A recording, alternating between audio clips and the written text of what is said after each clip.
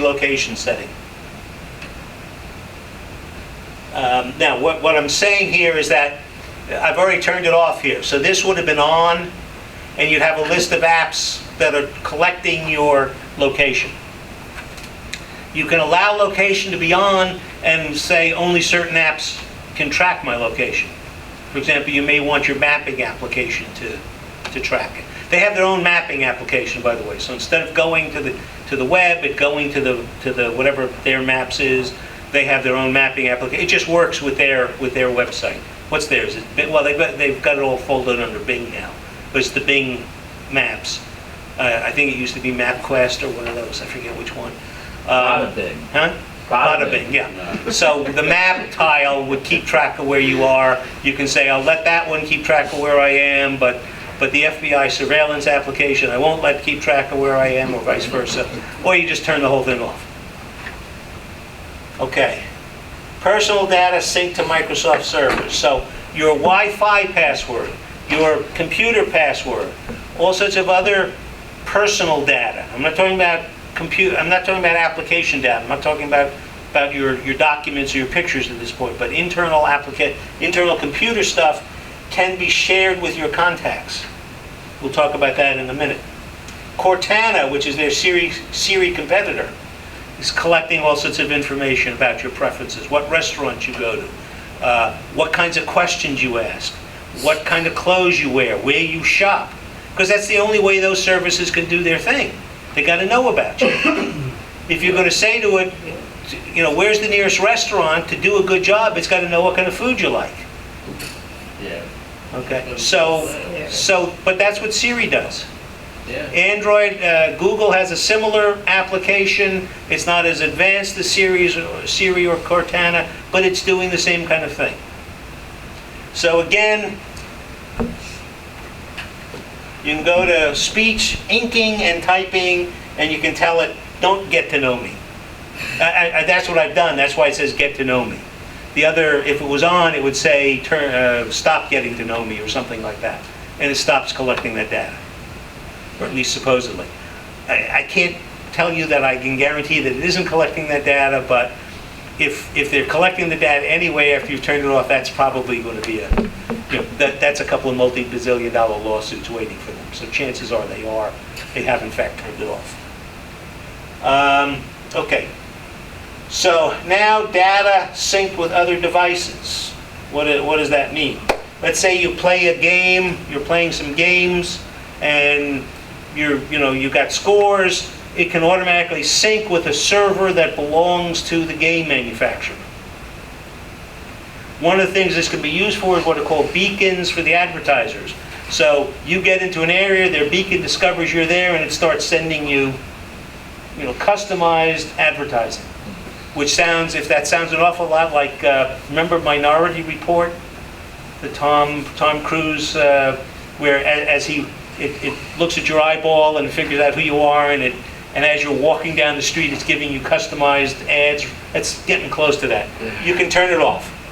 Okay, you can sync with trusted devices. So I can define this as a trusted device, and it will sync location data with it. It will sync some of my other preference data with it. Again, that can be turned off here with the other device on the other devices tab.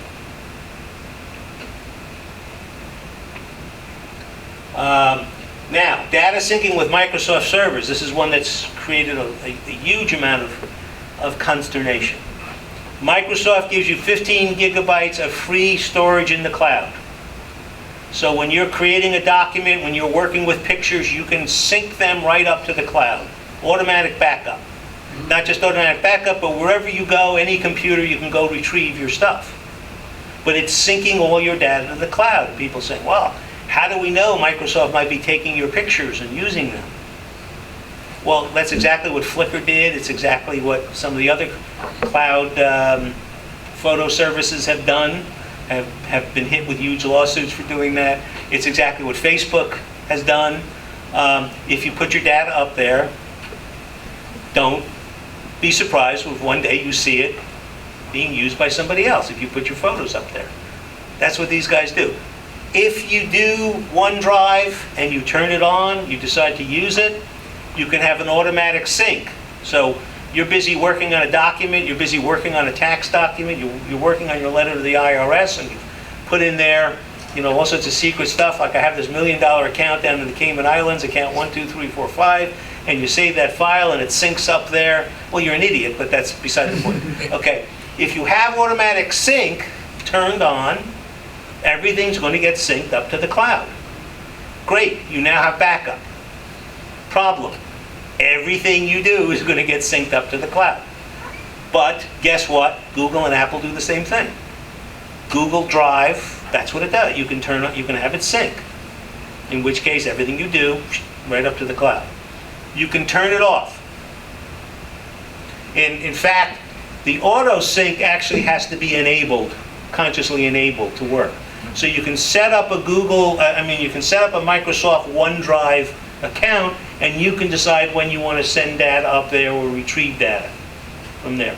This presentation I did on Google Drive, which is the exact same thing. So from anywhere where I have an internet access, I can access that application from any computer. I don't have to carry one of these around, I don't have to transfer stuff back and forth. Now, a presentation like this, no problem. Stuff from work that's sensitive, not so much. I'm not going to put up there. But you can turn it off. And it's no different than what Google has and Apple has. Okay, Wi-Fi Sense allows you to automatically connect with networks shared by your contacts. Outlook contacts, Facebook contacts, a couple of other sources. And allows your contacts to automatically connect to your networks. So what does that mean? I've got my home network. My good friend Osama bin Laden comes over. He's a Facebook contact of mine. He comes over, and without doing anything, he's automatically on my network, and he's talking to his friends in Pakistan from my house. Not quite. That's the way it's been presented by some people, not quite. If nothing else, when Osama comes over and his computer wants to connect to my network, I'm going to get something on my computer that says, your friend Osama wants to connect to your network. Should I let him or not? So it's not quite as terrible as everybody's been telling you, but still, anybody who's a friend of yours comes within range of your network, and automatically they get connected. Automatically they're asking for connection. Okay? And if you're not there to deny it, then they don't get it. All right? Yeah, if you're not there, you have to approve them. Once you've approved them, they're on. Anytime they come over? Anytime they come over, right. So in other words, Osama can come and sit outside my house at 3 o'clock in the morning, use my network, and when the FBI tracks it down, they're going to, it's John's house. Can Osama's friend then come over and connect through Osama's connection Yes. without If I allow my Facebook friends to connect, and I allow Osama to connect, then his friends can connect based on him being connected. Without your approval? Without my approval. Yes, No, well, I still have to give an approval. I believe I still have to give an approval, but I'm not sure. Oh, Okay. okay. But it can be disabled. And did you disable yours? Oh, you bet your ass I Hey, I was disabled. going to say, I'm going to go home and do this one. Okay. Now, this one you disable in anytime you do what? it. Yeah. This one you disable in a slightly different place. Instead of under privacy, under network and internet, manage Wi-Fi settings. Boom. Okay. Now, it's nice. Fred came over the other day to work on the presentation. I had to give Fred, okay, Fred, here's the password. When we have to type it in, make 5 errors instead of the system just going automatically and giving it to him. But I don't want people coming in and getting a Especially connection. Fred. Yeah, Fred, I'll trust. Tina, yeah. Why did you have to change the network? We'll get to that one. We'll get to that. So can you disable Fred's access once he leaves? I don't know. I don't think so, but I don't know. I don't know. So it's a nice thing. Now they're not taking your Wi-Fi password and putting it up on their system in plain text. They're taking your Wi-Fi password and they're encrypting it and putting it on their system as encrypted. And we all know how good a job Microsoft does with things like security and encryption. Okay. Well, here. Now, this is going to get to the question that Tina asked. They've got this concept that they're using to feed out updates.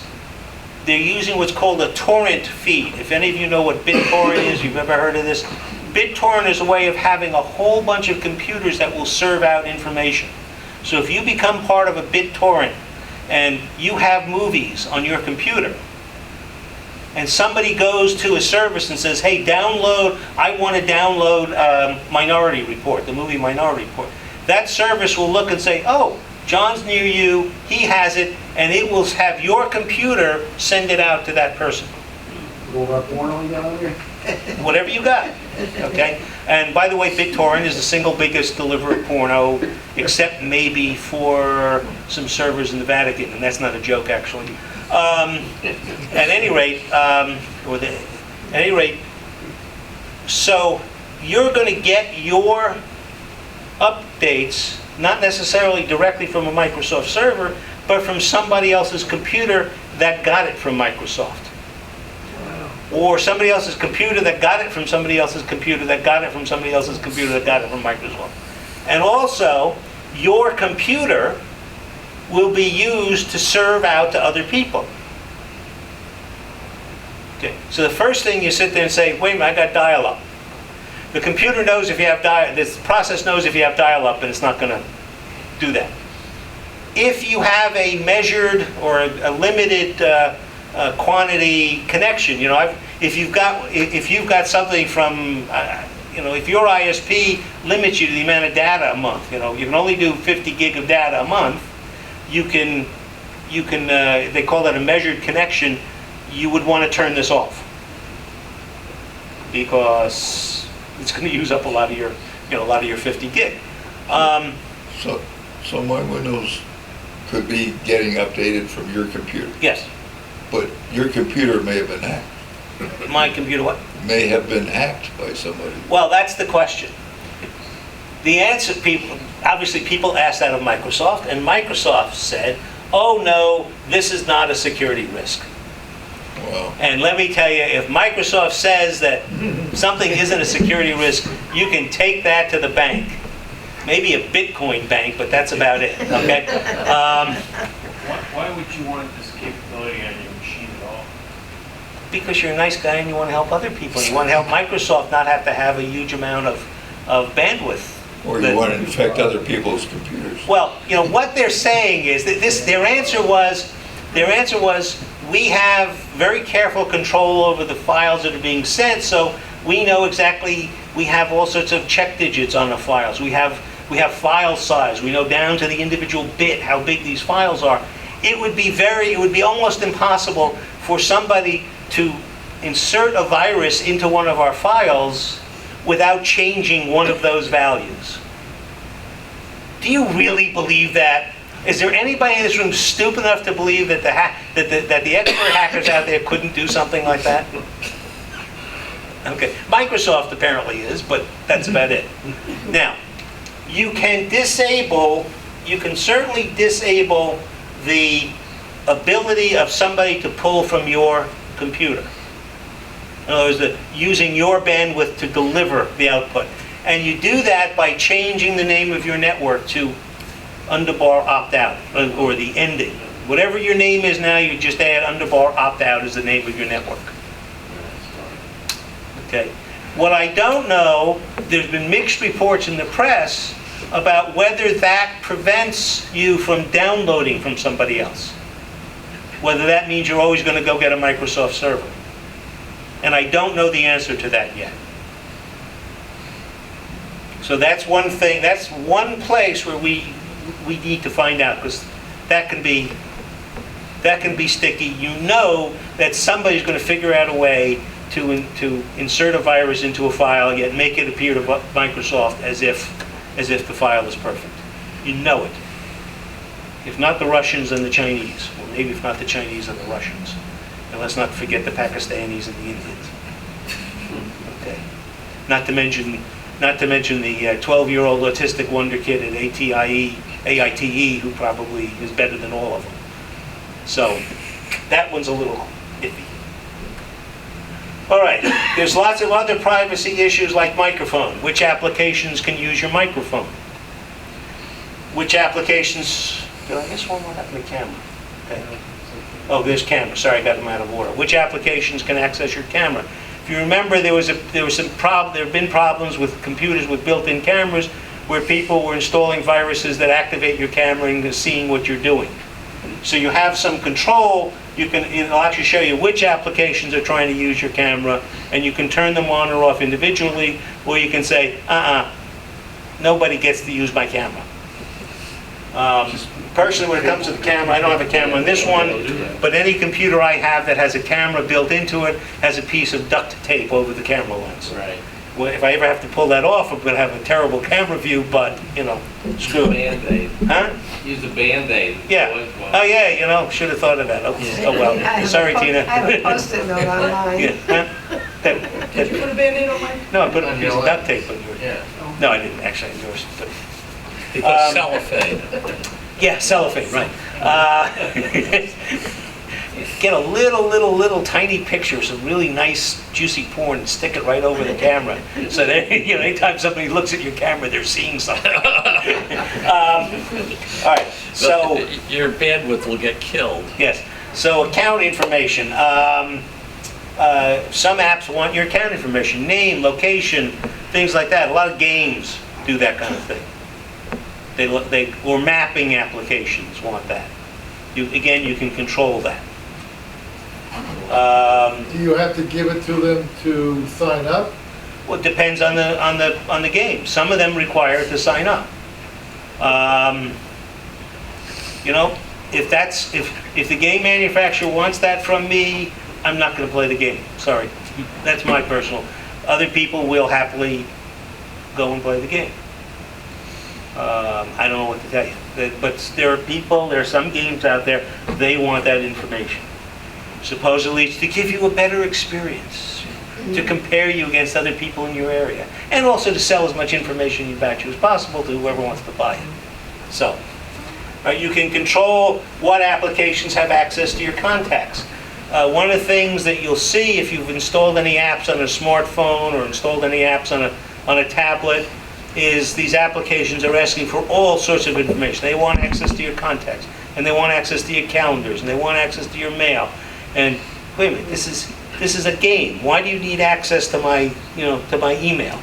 Well, so we can send you emails. Yeah, bullshit. Turn it off.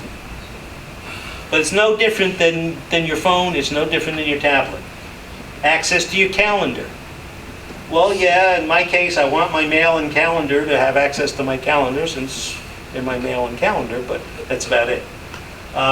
Messaging, text messaging, for example. There are applications, again, a lot of them are games that will want to send you text messages. Fitness applications like to do that. I'm an expert on fitness applications, as you can all tell. Where's your Fitbit? Yeah, Tina has it. But a lot of these want to send you text messages. So quite literally with some of these applications, you got a Fitbit, you go out and you walk 2 miles, you come home, the computer talks to your Fitbit, downloads the information, and then it sends you text messages, "Atta boy, good job, John." And, if you want to leave that on, that's fine, but you can turn it off, and you ought to turn it off. Access to radios like Bluetooth, unfortunately not ham radios. Who gets to access my Bluetooth? And then the last thing, which I've already sort of hit on, is there's whole lists of applications that can run in the background, like Calendar. Well, Calendar you kind of expect to run in the background, but I don't use their calendar, so that's why I have it turned off. Their music application, their map application, Microsoft Edge, all these things can be running in the background even when you have them turned off. It's not a privacy issue for the most part. It is an issue of battery and CPU. Turn them the hell off. Unless you want them on. If you want them on, turn them on. But just realize when your battery runs out after 30 minutes, that's why.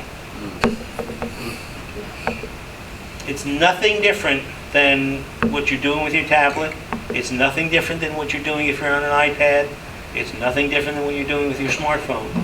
or even if you're on an Apple laptop, it just is everybody's making a big stink because the Microsoft world isn't used to it, and Microsoft hit everybody with this stuff all at once.